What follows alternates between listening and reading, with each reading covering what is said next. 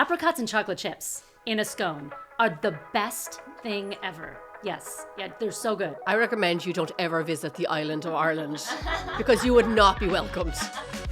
Coming up, our true feelings on a certain polarizing fruit, how reducing sugar in your recipes can affect your end results, and the unusual ingredients people are using to add more protein into their baking. All that and much more on Knead To Know.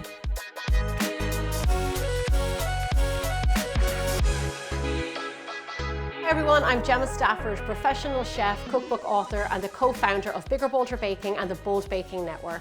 A few years ago, I started the podcast Knead To Know because I saw a gap in the market for baking entertainment. But I'm happy to tell you, after 60 episodes, we are now back at it for season 3 of Knead To Know. And we have changed a lot and added a lot of new things, including my longtime friend and culinary assistant, Shukla, who is here with a quick baking tip in a new segment called In the Kitchen. What Gemma's doing here right now is peeling apples for a pie that we're gonna make. And we have noticed that we have so much food waste in the kitchen, particularly apple peels. We discovered that if you take apple peels, toss them in a little cinnamon and sugar and bake them for about an hour in the oven, you get a really lovely treat. Surprisingly lovely. So it's super easy. You peeling your apples, getting them ready for your pie or your crisp. Some people have composts, which is another really great thing to do. But if you don't, you can do this. It makes a great snack. All right, so now just toss them with a little cinnamon and sugar, about a teaspoon, maybe a little more. I don't know, we can toss them with my hands? Yeah, until they seem coated enough for you. Maybe a touch more. What do you think? Yeah, a little bit more. A little bit more? Yeah, get them nice and toasty. Yeah. So while the apple peels dry out in the oven, the sugar's gonna caramelize around the peels and they're gonna get really crispy and really good. Okay, Ami, I'll give you that. Okay. So they go in. At what temperature, Ami? About 225, takes about an hour to make. And these I baked on convection because you have that setting and it just allows the air to blow around them and dry up. And look at this. When they come out of the oven and they cool down, they end up being crisp. That's so good. Absolutely delicious. It's really appley. Yeah, because they were cooked low and slow, they're quite crisp. The flavor is concentrated because a lot of the liquid evaporated. What a fantastic way to use scraps that would normally go in the compost. I'm never throwing away apple peels again. Oh, sorry. Now let's head to hot from the oven and meet a new addition to the podcast. Okie dokie, ladies, you comfy? Yes. Yeah. I would like to introduce everybody to Tianna Cohen, who is our third co-host. Most podcasts have 2 co-hosts, Ami, but we have 3. We have 3. Well, thank you so much for having me. I am so excited to be here. A little bit about me. I am a professional host, performer, actor, and an amateur baker. So I am just so excited to be combining all of my passions into one perfect podcast with both of you. Nice. Tell us what you're here for, Tianna, because this is one of my favorite parts, hot from the oven. That's right. I am here for Hot from the Oven, where I am bringing you all the latest trends, celebrity gossip, entertainment, and pop culture references for us to dissect and really get into it. So, should we get started? Yeah. Great. Our first topic coming to you hot from the oven is really a trend we've been seeing since last fall, and that's high protein baking. And most commonly, especially on TikTok, is people are baking with cottage cheese. There's been recipes from cheesecake to muffins to brownies, and probably the most viral, which is cottage cheese flatbread. So just right off the bat, how do you two feel about that? Have you seen the flatbread? You know, I did just recently see the cottage cheese flatbread. And, you know, I find cottage cheese to be kind of gross to look at, to be honest. Like, I think it's just kind of lumpy and weird. And if I eat it, it doesn't bother me. But I actually don't feel opposed to the idea of using it in baking because I think it would eliminate the visual thing that I find to be the most unappealing aspect of cottage cheese, to be honest. Yeah. Like, there's a few things swirling around my head. Like, I don't eat it. I'm probably like, I think a lot more common is people are kind of grossed out by it. Like Kevin eats it because he's trying to like build muscle and work out a lot. But I honestly, I can't look at him directly like when he's eating it. Well, it's just kind of lumpy and watery and like, what is that? It's like curdle stuff. It's just like the opposite. I just don't, to be honest with you, oh no, actually I have had it. I was going to say, I don't think I've ever had it. I have had cottage cheese, but like, why wouldn't we bake with it? Like, I get why we do. Like, number one, it's really good for you. It is high protein. I don't see, as an average baker, I don't need more protein in my baked goods. So I don't have to bake with it. But if you are those people who want something that resembles a flatbread, but you can't have gluten and normal bread and nice things, and then you have to have a cottage cheese flatbread, and that's your option, then like, I'm sure it's not the worst thing in the world, but I've seen it and it's not flatbread, it's flat. Right. It's a wrap. It's like a wrap. It's a wrap. But it's not even, it's not a wrap. You know where I think it's really useful is I have 2 kids and they're just like, I'm trying to get them out the door in the morning. And I'm always doing things like putting an extra egg in the pancakes, or I'm, adding some chia seeds to things. And, now they're older and they're like, oh, Mom, we can see that you put the chia seeds in there. Yeah. But I think if you can put a scoop of cottage cheese into something that you're baking, like muffins, and so they're like, oh, it's a blueberry muffin, but it's... Yeah, you're tricking them almost. Well, or you're just adding protein. Yes. Or you're adding some more nutrients for them. Yeah. I think in that way it's nice. So I don't need that personally. I know how to balance my food, but to, be able to grab and go something. Which brings me to my next hot from the oven food, which is raisins. Another controversial topic. I was just reading an article about how people either love raisins or they hate raisins, and are they really a healthy ingredient in our baked goods? And Ami, I actually heard that you don't particularly like raisins. I don't like raisins really at all. And I actually love that there's an article written about this, because now I feel seen. You are seen and you are valued. But you get these formative experiences as a kid. And I just remember healthy food, healthy baking in the 90s, where somebody would show up with like, I made these cookies and they're like sweetened with only molasses and they were always had raisins in them, or like carrot cake that's so delicious with cream cheese frosting, but then raisins are in them. And I find that so, they're like gloopy and like lumpy, and they just, I don't know, I feel like they signify like bad healthy food. That's interesting. Yeah. Do you love raisins? I get that.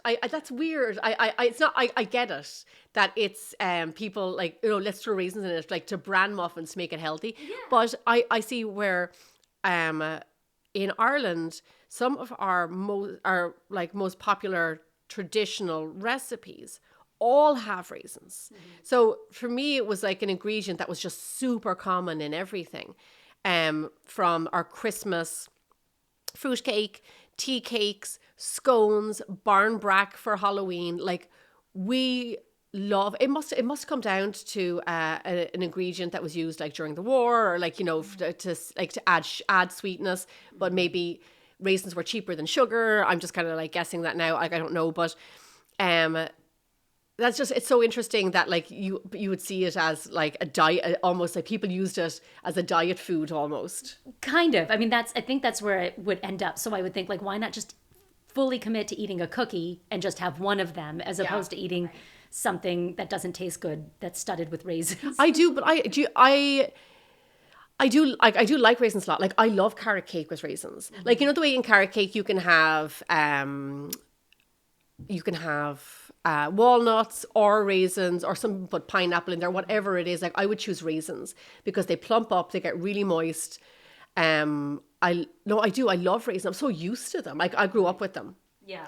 And I know there's been times here that like where you have just been like, I cannot eat that because it has raisins in it. There have also been times when I've been ready to hate something, like the simnel cake that you made. Like, and I'm like, I'm not going to like this, and it's really delicious. Yeah. And I have some weird, like, I have to admit this, but it's really good.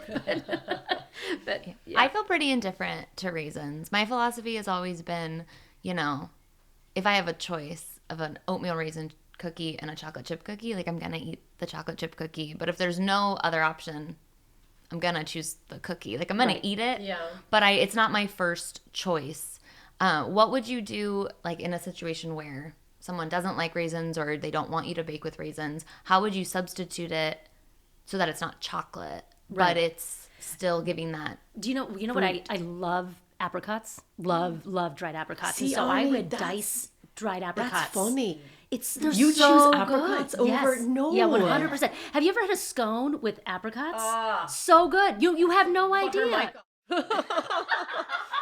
No. Dicey apricots and put them apricots and chocolate chips in a scone are the best thing ever. Yes. Yeah, they're so good. I recommend you don't ever visit the island of Ireland because you would not be welcomed.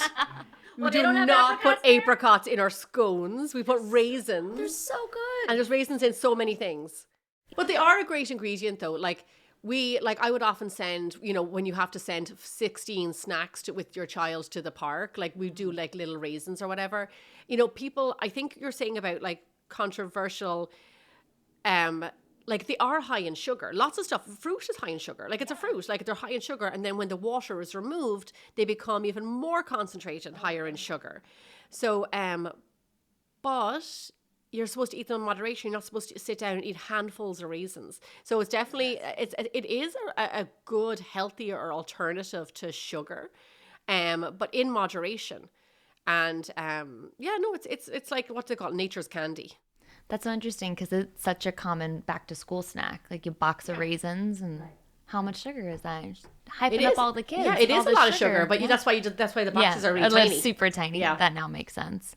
Well, we've talked about crazy things from cottage cheese and raisins, baking with them. So I gotta show you, there is a TikToker who has an entire series on her feed called Will It Focaccia. And she is putting crazy things in her focaccia bread, basically asking her audience, what do you want to see? What do you want to see me bake into my focaccia? So I'm going to start by showing you this video of her focaccia breading. Whether you love it, hate it, or are just confused by it, this chocolate chip cookie focaccia went completely viral this week. And a few of you have asked me to start a Will It Focaccia series, and I think it's a great idea. Do you do this, Gemma? Do you think what can I bake into bread? No, this is not my thing. So I think the most fascinating thing about this is that someone even thought to do this. To do it. Well, what? This is what I call makey-uppy. What's interesting to me is that when I think focaccia bread, I think savory. I think like I'm about to have, maybe some sauce like with it, like an Italian meal, that kind of energy. But then a cookie, like it's sweet. To me, my brain just can't put the two together. Yeah. This is where this is the kind of thing that grinds my gears. Well, it just feels like it's something to do. Like that's the, I sort of. What video could I make that would get the most attention, which is mixing cookie dough with focaccia dough? Well, I mean, there are times when bread is such a guilty pleasure in a way. It's so good, and then you want to eat a lot of it. And maybe it's just about do I want to have a cookie or do I want to have bread? Well, maybe I don't know. I don't really. As a chef, as a professionally trained chef, this just goes against everything. It just is a no for me. Thank you. Well, then I have to tell you some of her other I think I ones. saw one. I was on Instagram the other day, and is one of hers. She replaces the liquid in focaccia for salsa. Did you see that? What? I did not See, I actually, see this. no, I feel like I could get into that. Arnie. No, but it'd be savory and Yeah. spicy.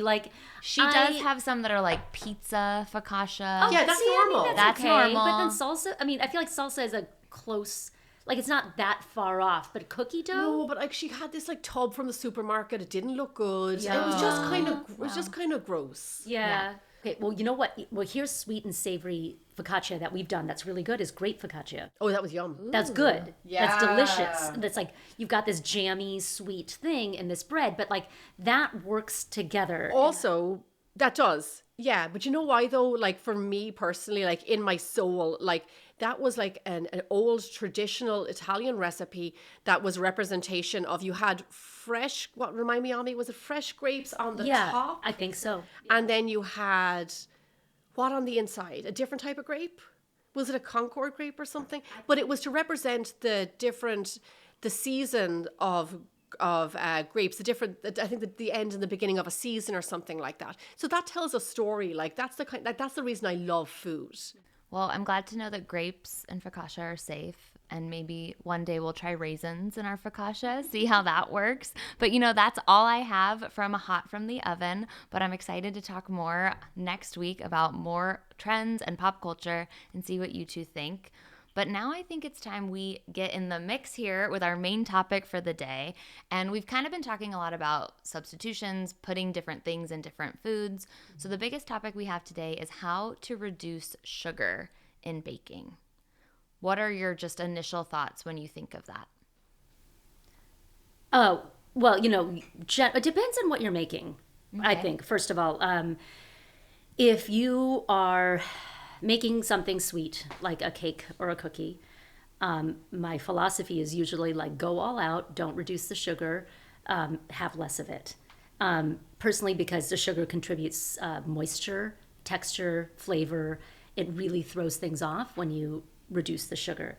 However, if you're doing something like a muffin, pancakes, just take out the sugar. You don't need sugar in pancakes, Yeah, I do that all the time. especially if you're putting maple syrup on your pancakes or whatever. You don't need that.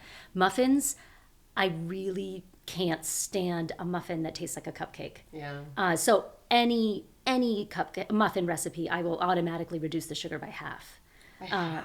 Yeah, by half. Because, it has a little less moisture, but I want the muffin to be a little bit sturdier. I also add a little whole wheat to, that's a whole other thing, but I at least take a quarter of that sugar out of any recipe. Yeah. You don't need that. If this is a breakfast food. So that would be sort of off the bat my general philosophies. If I'm trying to make a cake for, say, my father-in-law, who's pre-diabetic, and we need to be aware of that, I might try to find a recipe that has a less refined sugar or something that has honey. I don't know that I would necessarily try a direct substitution because there's so much information out there. You can find recipes that have been developed for that. That's my whole spiel about reducing sugar. I just wanted you to talk first because I didn't want to sound like I was just continuously giving out. But so here's my thought.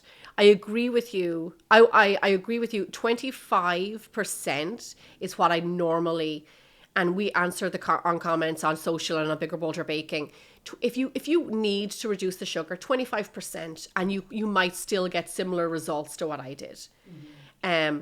But the thing about reducing sugar is it's like, people say, oh, this was overly sweet, I want to reduce the sugar. Like Ami said, it contributes to moisture and to sweetness and to texture. So it's not just adding sweetness. So you do have to factor that in. I'll just say that recipes are a math equation. And if you don't follow the math, if you don't do the sum, you're not going to get the correct answer. And then what I will get is I get emails and messages and stuff saying that I tried this and it didn't work out, but I did all of these things different. We test our recipes a lot here, and over the years, I know by reading a recipe if it will work or not. By changing any element in a recipe, you can change your results. So if you change my recipe, you might not get the same results as I did. If you decide to half the sugar, or eliminate the sugar or whatever, prepare for your results to be different. And that's it. Now, is it possible to reduce sugar? Yes, of course it is. If you wanted to leave out sugar altogether, you can do that. You will get different results. And then, like Ami said, there's alternatives. There are alternative types of sugar. If your diet, if you need to have low sugar, there are alternatives. But you know, sugar is sugar at the end of the day. So you do, even with honey and agave and maple syrup, you do also have to be careful. But I would say just, you know, if your recipe calls for, one thing with substitutions, in any kind of, if you're replacing eggs, if you're replacing flour, if you're replacing sugar, you always have to kind of replace the bulk of what you've taken out. So if you took out 4 ounces of granulated sugar out of your recipe and put in some runny honey, the texture result will definitely be different because you did not replace you messed up the math equation, and you're going to get a different result. So, you know, if you want to replace granulated sugar, look at monk fruit sweeteners, look at coconut sugar, something like that's a little bit more natural and actually quite nice. I personally, Ami, I know you use it on a regular basis. I'm personally not the biggest fan of monk fruit sugar because I think it can be very tricky to bake with. Your results, like we made a chocolate cake here recently and it was an absolute disaster. It's very expensive. And for me personally, not everybody feels this way, but it has a weird aftertaste. Like it makes my mouth cold. Yes, well, because monk fruit is mixed with erythritol, which has a cooling effect. Yeah. And the thing with monk fruit, I've tried putting it in cookies as a direct substitution, and I found the cookies had this sort of wet, weird texture. They were almost spongy. They didn't taste right at all. I haven't experimented beyond that, but almost because of that, I wonder if they would work better in a muffin or a cake because you want a spongier experience. But we made that chocolate cake that didn't work out very well. Where I do find monk fruit to be great is in hot chocolate. So my kids want hot chocolate all the time, and I keep a little box of sugar that they just think is sugar. The chocolate and the milk sort of mask the cooling effect of it, and it's just sweeter. And so then I just sort of feel like, well, yeah, sure, you can have hot chocolate whenever you want. You're not getting loaded up with sugar. Yeah. So I find in liquid applications. Yeah, it might so be better. It's you know, a custard maybe, anything that where you're like really like kind of melting the monk fruit into something.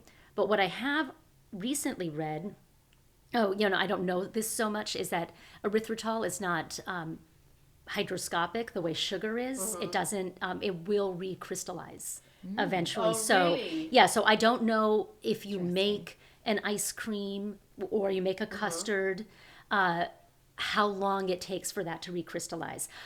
I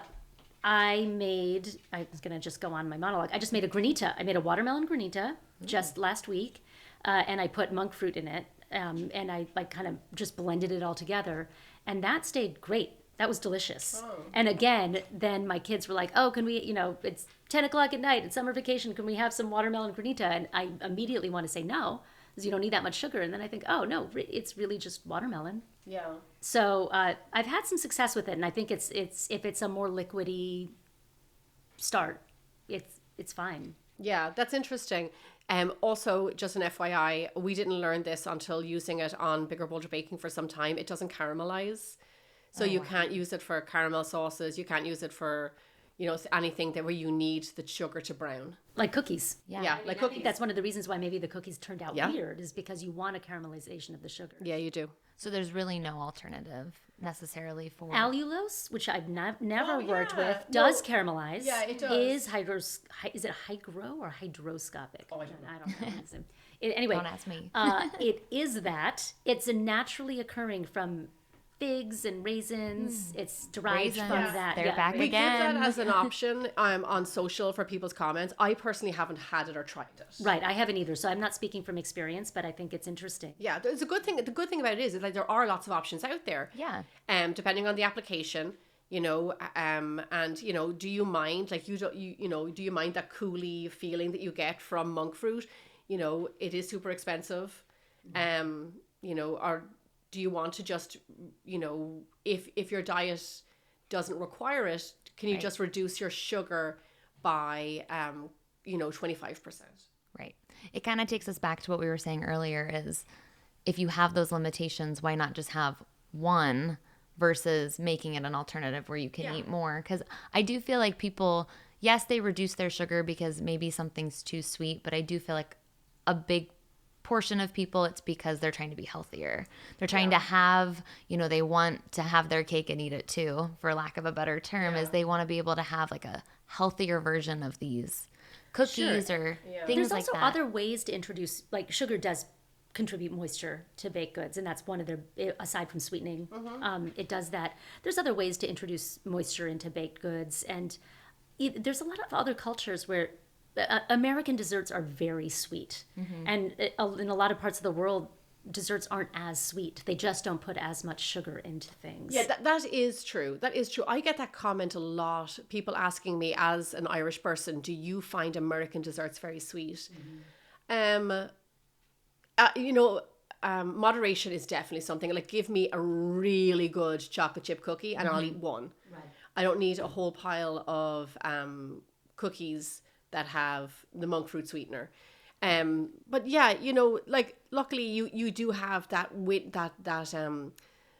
you do have a varying scale of, like, if you're, and I've done this like with ice cream bases, where it's just like, wow, like that's an enormous amount of sugar. And, is sugar in ice cream, it has a bit of a different purpose where it helps it be scoopable. Right. So you can't reduce that too much. Also, when you freeze an ice cream base, the flavor actually dulls. So you do need it to be a little bit sweeter going into the freezer, because it will dull down. It'll kind of mute a little bit. But yeah, no, for sure. And especially since having George, like you said, I don't put sugar in pancake or waffle batters. And he has, because he has to have maple syrup. He has no idea. Right. He has absolutely no idea. Yeah. And then I do the mom thing, which is, I throw a flaxseed in there, and I do the whole wheat flour and all the sneaky stuff, which I always said beforehand is like, I'm not going to like hide food on my child. Right. Like whatever he doesn't know, just shove it in there. Well, Gemma, I take your pancake base, which is amazing, and then I replace half the all-purpose flour with whole wheat. Yeah, that's what I do. Yeah. Take out the sugar, and sometimes I use like a couple of tablespoons of olive oil instead of the butter. Oh yeah. And nobody knows. No, that's actually a really good idea, the olive oil. Yeah. I literally did it this morning for George. I do that all the time, and I do flaxseed as well. Yeah. And then I don't have like that sits okay with me. I don't have issues with that. And then I control. You know what I do is this is kind of separate. But George, when he, like a while ago, a few years ago, he was obsessed with maple syrup, and he would you'd give him the maple syrup. You couldn't give him. We learned not to give him the jar, because he would just like pour it over everything. And then we'd give him his own little cup of maple syrup. But then you'd say to him don't do it all. And then because we didn't know. We were just like new to this. We didn't know that he was just going to dump it. And whatever he didn't dump, he would pour into his mouth. But we would give him now, we do like a tiny amount of maple syrup, but we put it in the microwave for a few seconds, and it liquefies, and it makes it seem like more, and it drizzles way better. So he thinks it's more. Yeah. Isn't that a good mom trick? That's a great mom trick. But speaking of maple syrup, like people do want to use less refined sugar, so they'll put honey or maple syrup into baked goods, and because honey does have it's like 20% water or something, so you want to use a little less. So if you do have like a cake or something, and you have like a cup of sugar in there, put like 2/3 of a cup honey or maple syrup. You can try. All of it is trial and error. It may or may not work, but it's still like you said, in the end, it's still sugar. It's not like that's a lot better for you, but some people prefer that. This is the kind of weird thing about me, is that as a treat, I'll just have just vanilla ice cream, nothing even on it, just vanilla ice cream. I'll let it sit out for a few minutes to get soft. But those are the kind of things that I will do. Or I'll make hot chocolate. A Bailey's hot chocolate. The secret ingredient. That's for a late night cocktail, right? Well, in addition to having both of your expert opinions on this, we have a whole arsenal with the Bold Baking Network of professional chefs and professionals. And so now we're going to hear from one of them about what they think about reducing sugar. Hey, it's Liz from the Sugar Geek Show. Thanks for having me, Gemma.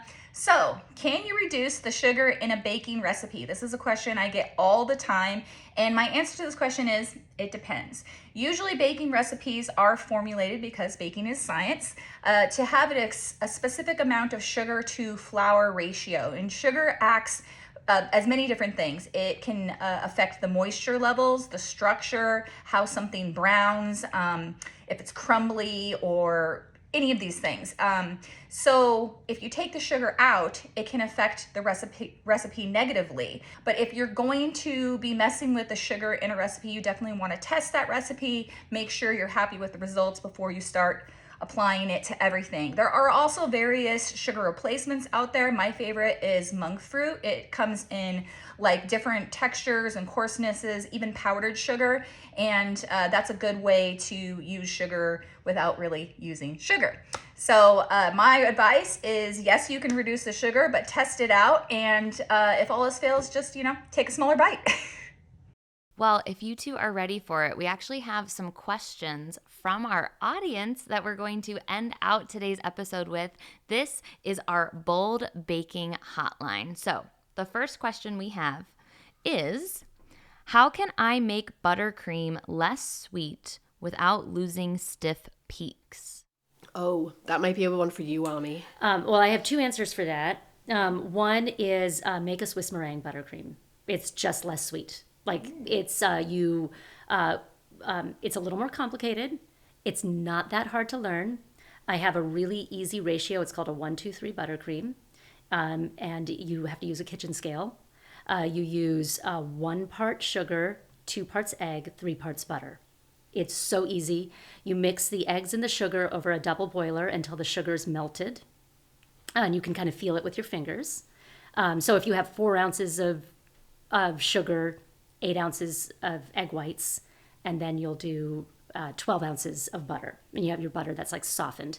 So once the sugar and the sugar's melted into the egg whites, you whip the sugar and butter, the sugar and egg whites until it's room temperature. And then you slowly add pats of butter in there. And then you've got this gorgeous buttercream that is not gritty like an American buttercream, not overly sweet. It's really easy to work with. It's pipeable. It holds up in heat. It can last. You can keep it at room temperature for at least a couple of days. You can keep it for 2 months in the freezer. It's in the fridge for a week. It's really easy and wonderful to work with. So that would be my first go-to always, is a Swiss meringue buttercream. But I have recently found that you can use a little bit of corn syrup instead of all powdered sugar. So if you're doing a powdered sugar and buttercream, it ends up being smoother and a little less sweet for flavor. And I don't really have the exact proportions. I'm still working on that. But you whip the butter, you put in, butter can handle a certain amount of liquid before it destabilizes, but you put in a certain amount of corn syrup. I can't really say exactly how much, and then you'll put in, you'll follow up with some powdered sugar, and it makes it smoother, it makes it a little less sweet, and you still get the same stiff peaks. So those would be my two. Okay, solutions. We need to make that. Was it 1-2-3 or 3-2-1? A 1-2-3 buttercream. 1-2-3 buttercream. Yeah, Swiss meringue. Swiss meringue buttercream. It's so easy, and then you can make as little or as much. I've made giant cakes with that ratio, little cakes with that ratio. It's great. Yeah. Here, Gemma, do you want to take our second question? Well, it depends on what it is. Okay, I'll read it to you. Is there a way to match a sugar substitute to a type of recipe? Does one substitute work better for cakes, one for cookies, and so on? Which we kind of touched on a little bit earlier. Like which sugar substitutes work best? So maybe you can give us a little recap. It depends. Yeah, so different sugars will work for different applications, better for some applications than for others. And then what's the recipe? So a lot of it does come down with substitutions. It's like, can I substitute eggs in baking? What's the recipe you're talking about? Are you talking about brownies? Are you talking about scones? And then it's like, okay, well, brownies, you do something different than you do for scones. Like, I mean, it really does matter. So it's kind of like, what's the recipe? I have a sugar substitute chart on my website on biggerbolderbaking.com, and people can check that out. And it just tells you like how much, like what to substitute and for what recipes. Oh, great. Yeah. Well, thank you for our questions. And if you ever have any questions for us, you can send them to us at our Instagrams at Need to Know Pod or at Bigger Bolder Baking, and we will answer them here for you live with the Bold Baking Hotline. Well, I think that's it for our first episode. Thank you so much, Gemma. Thank you so much, Ami. And thanks to all of you. Please subscribe wherever you listen to podcasts and make sure you come back because we have everything you need to know. From HRN and the Bold Baking Network, you are listening to Need to Know.